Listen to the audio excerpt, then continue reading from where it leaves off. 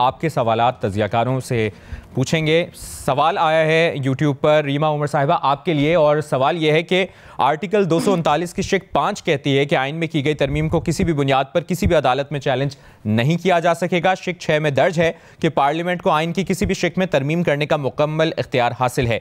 अगर ये शिकें इतनी वाज़ेह हैं और किसी तशरीह की ज़रूरत नहीं, तो फिर किसी भी आइनी तरमीम को सुप्रीम कोर्ट में कैसे चैलेंज किया जा सकता है?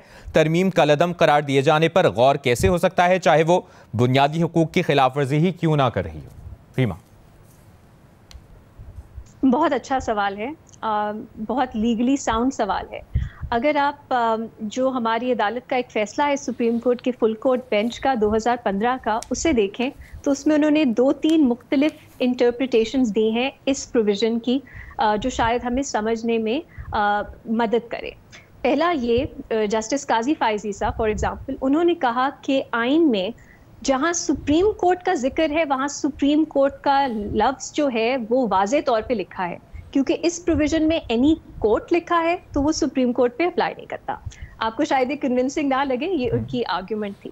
दूसरी आर्ग्यूमेंट ये है कि ये ज़ियाउल हक के वक्त में ये जो प्रोविजंस हैं ये आइन में इंक्लूड की गई, इसलिए इनकी जो ओवरऑल अथॉरिटी है वो बाकी प्रोविजन से कम है, तो आपको इनको एक महदूद अंदाज में पढ़ने की ज़रूरत है। इसको आप वसी तौर पे तरह से नहीं पढ़ सकते। तीसरी जो मेजॉरिटी की इंटरप्रिटेशन थी वो ये थी कि ये अमेंडमेंट की बात है, और अमेंड का जो लफ्ज़ है उसका मतलब ये है कि आप कुछ तब्दीली ला सकें। तो आप आइन की किसी भी प्रोविजन में तब्दीली ला सकते हैं, लेकिन अमेंड का ये मतलब नहीं है कि आप डिस्ट्रॉय करें। तो अगर आइन की कोई ऐसी अमेंडमेंट होती है जो आइन की, उन्होंने फिर बताया है कि एक बेसिक ढांचा है, सेलिएंट फीचर्स हैं जो आइन को डिफाइन करते हैं एक तरह से, उनको अगर कोई आइन की कॉन्स्टिट्यूशनल अमेंडमेंट जो है वो उनको डिस्ट्रॉय करे तो फिर वो अमेंडमेंट में नहीं आता, इसलिए ये जो लिमिटेशन है ये उस पर अप्लाई नहीं करती। चौथी एक और इंटरप्रिटेशन है फंडामेंटल राइट्स के हवाले से, ये हमारी अदालतों ने तो उसको इंडोर्स अभी तक नहीं किया, लेकिन हमारे आइन में ये भी लिखा है कि कोई भी ऐसा कानून नहीं बनाया जाएगा पार्लियामेंट की तरफ से जो फंडामेंटल राइट्स के खिलाफ हो। तो इसको इस तरह से भी इंटरप्रेट किया जाता है कुछ लोगों की तरफ से कि ये कॉन्स्टिट्यूशनल अमेंडमेंट्स पे भी अप्लाई करता है, और आपको उस स्पेसिफिक प्रोविजन को तरजीह देनी चाहिए जो कहता है कि कोई भी ऐसा कानून नहीं बनाया जाएगा जो फंडामेंटल राइट्स के खिलाफ है। अब ये मैंने आपको वो बताई वजाहत जो सुप्रीम कोर्ट ने की और जो कुछ स्कॉलर्स करते हैं इस सवाल के जवाब में। अब आपको ये कितना कन्विंसिंग लगता है आप बताएं, क्योंकि इसके अलावा लीगल जस्टिफिकेशन नहीं है कि आप इन प्रोविजंस को क्यों रीड डाउन करेंगे, और सुप्रीम कोर्ट कैसे रिव्यू और स्ट्राइक डाउन कर सकती है कॉन्स्टिट्यूशनल अमेंडमेंट्स को। सही। फ़खर दुरानी साहब, आपके लिए जो सवाल आया है उसका भी आपसे जवाब जानने की कोशिश करेंगे। वो ये है कि बिलावल भुट्टो जरदारी का कहना है कि पाकिस्तान चीन और अमेरिका के दरमियान पुल का किरदार अदा कर सकता है, क्या ऐसा मुमकिन है फ़खर?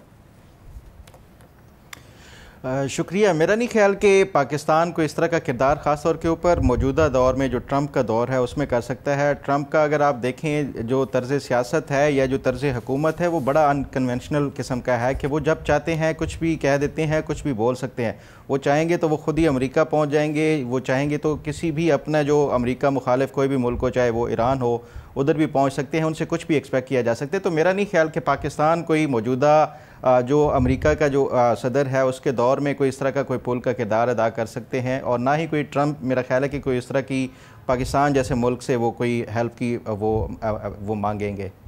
ठीक है। शहजाद इकबाल, आपके लिए ये सवाल आया है कि एक सर्वे में आया है कि 41% ताजिरों का ख्याल है कि मुस्लिम लीग नून मईशत को अच्छी तरह संभाल रही है, क्या इसमें हकीकत की अक्कासी है? जी, मैंने वैसे पूरा सर्वे तो नहीं देखा, लेकिन इसी सवाल में ये भी कहा गया है कि 38% समझते हैं कि पीटीआई ने बेहतर परफॉर्म किया नून लीग की हुकूमत से। तो मेरे ख्याल से ज्यादा फर्क नहीं 41 और 38% का है। लेकिन इस वक्त जो मामलात हैं, हालात हैं, थोड़े बेहतर इस लिहाज से जरूर हुए हैं कि इकॉनमी स्टेबलाइज हो रही है, आपका जो इंटरेस्ट रेट है वो नीचे आ रहा है, महंगाई की शरह जो है वो कम हो रही है। तो इस लिहाज से बिजनेसमैन जो है एक बेहतर सिचुएशन देख रहे हैं। लेकिन अब आगे ग्रोथ की तरफ बढ़ना जो है वो ज्यादा इंपॉर्टेंट है। इसमें खासतौर पे जो छोटे कारोबारी तबका है वो तो शायद थोड़ा सा मुतमईन हो, लेकिन जो लार्ज स्केल मैन्युफैक्चरिंग है, जिसको आप कहते हैं कि इंजन ऑफ एम्प्लॉयमेंट है, वहां सूरत हाल अभी भी बड़ी मायूस कुन है, क्योंकि इस वक्त नेगेटिव ग्रोथ है लार्ज स्केल मैन्युफैक्चरिंग में, उतनी ज्यादा प्रोडक्शन नहीं हो रही है, जॉब्स उतनी नहीं क्रिएट हो रही है। तो ये एक लम्हा फिक्रिया जरूर है। अगर हमने आगे बढ़ना है तो 2-3 चीजें इंपॉर्टेंट हैं। एक तो हमें अपना जो टैक्सेशन का निजाम है उसको मुनसिफाना करना पड़ेगा, उसमें रिफॉर्म लाने पड़ेंगे। दूसरा ये कि जो इस वक्त एनर्जी मसाइल हैं कि कॉस्ट आपकी बहुत ज्यादा है, उस पर कोई इंडस्ट्री ऑपरेट नहीं कर सकती। अगर लोकली कर भी लें तो इंटरनेशनली compete नहीं कर सकेंगे। तीसरा, जो आपने आसानियां पैदा करनी है कारोबार करने के लिए, वो बहुत जरूरी है। इस वक्त हम चाहते हैं कि बाहर से लोग आके यहाँ कारोबार करें। जो पाकिस्तान के अपने मकामी लोग हैं उनको इतनी परेशानियां होती हैं, तो बाहर से तो आप भूल जाएं कि कोई आके यहाँ पे कारोबार करेगा। तो ये 2-3 चीजें हैं जिस पे काम करने की जरूरत है अगर हम चाहते हैं कि बिजनेस पाकिस्तान में फले और फूले।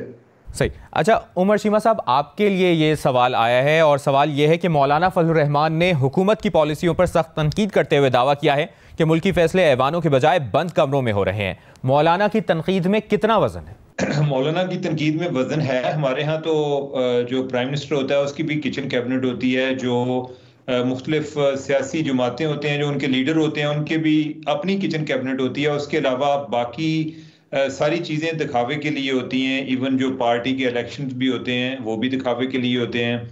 अभी ये देख लें कि जो आईनी तरमीम आई है तो उसमें कौन सी कोई उधर कोई ईवान में कोई बहस हुई है, वो तो जो लीडर्स हैं उनके साथ जिन जिन के साथ डील हो गई उनके लोगों ने आके उधर वोट दे दिया। तो मौलाना जो बात कर रहे हैं उनका अपना रवैया या उनका अपनी पार्टी में रवैया वो भी इससे मुख्तलिफ नहीं है। अनफॉर्चुनेटली हमारा ओवरऑल सियासी कल्चर है ही ऐसा, और वो समझते हैं कि जो एक जो कंसेंसस होता है वो मैन्युफैक्चर किया जाता है।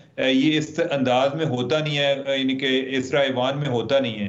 जिस तरह मैंने आपको मिसाल दी कि उनकी पार्टी के जो इलेक्शन है वो भी ऐसे ही होते हैं कि हर दफ़ा मौलाना ही इलेक्ट होते हैं, उनके अलावा कोई नहीं होता। हुकूमत भी हमारी इसी तरह चल रही है। जमहूरियत जो है उसका नाम इस्तेमाल होता है, जमहूरियत की रूह जो है वो तो बहुत देर पहले से लगता है कि फौत हो चुकी है। ठीक है।